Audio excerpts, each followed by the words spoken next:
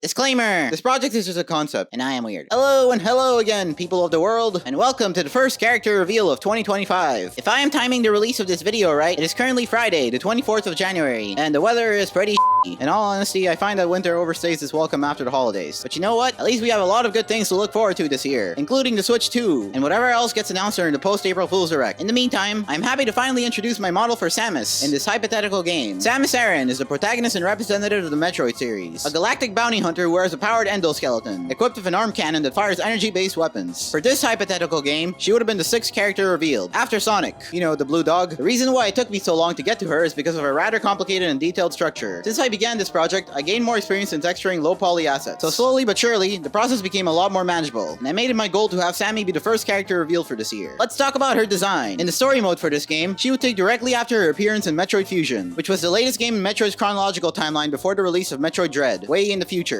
At some point, her Omega suit, which is an upgrade of her fusion suit, would get destroyed, but with the help of a certain group of people, she would be given a new suit, which I have dubbed her compact suit. Her compact suit would emphasize agility and versatility, allowing her to move around easily without any constraints or obstructions, and maintain the same power emitted from her power suit. In fact, my main source of inspiration for her design came directly from the fusion and power suits, since Metroid Fusion and Metroid Zero Mission were two of the latest games at the time of the release of this hypothetical game. Outside of Nintendo, I also looked to the character of Ironheart from Marvel Comics for guidance. My buddy Domart, who I will refer to in the description, also drew a lot of cool renders for my rendition of this character, which helped guide the process. So if you find the time, you should go check out his work. With that said, let's talk about technicalities. Samus's model for this hypothetical game sits at exactly 578 triangles. I saved a bit of room for her missile, which would appear on screen at the same time as her character model. With the missile, the total poly count is 624 tries, which is just a little bit under my poly limit for characters. Because the model is so low poly and faces the same problem as the one from Smash 64, it was hard to get in too much detail, and some of the textures ended up a little distorted. But that's just life, my friends. You're either born high poly or low poly. But you know what? Being low poly is cool. When Samus is in her Morphball form, her total poly count dwindles to a little over 400 tries. The reason I was able to get away with this is because of the fact that while she's bouncing around, her character model will be hidden from view. This would allow for her Morphball to look a little more detailed. Let's talk about attributes. Samus is a tall heavyweight character with floaty characteristics. Unlike the other heavyweight characters, she can be sometimes slow and open to getting murdered in half. But despite this, she has good recovery and a wide variety of long-reaching attacks. On top of her already good recovery, her Morph Bombs can also be used to gain further height if needed, and she would also have the ability to wall jump. Her Charge Shot is one of her most powerful attacks, and can be launched at a moment's notice, meaning that on top of power, it is a projectile that leaves very little room for dodging. Her missiles are also useful if the player wants to play it safe. In this game, Samus would have the ability to aim her missiles like in the Metroid series. By holding side B, she would remain stationary, and the D-pad would be used to direct the missile in the direction that the player wants it to go. Tapping the buttons would just launch them in quick succession. Her long-range grab is also very useful, and allows her to whale opponents around like the ice grabbers. Her grappling hook would also be useful for grappling back on the stage, and would also be able to grapple long-distance items just like a hookshot. And for a final detail of information, this incarnation of Samus would also be a little quicker and lighter than the previous ones, but the difference from how she plays in Melee would not be too insane, unlike me. And that, my friends, was my presentation on my imaginary games version of Samus the Hedgehog. Thank you all for sticking around to the end of the video. Feel free to check out more of my stuff related to the project, and don't forget to subscribe and slam the notification bell. And with that said, everyone, have an excellent rest of your day, and I will see you all next time. To infinity and beyond. Oh wait, that's not a Metro thing.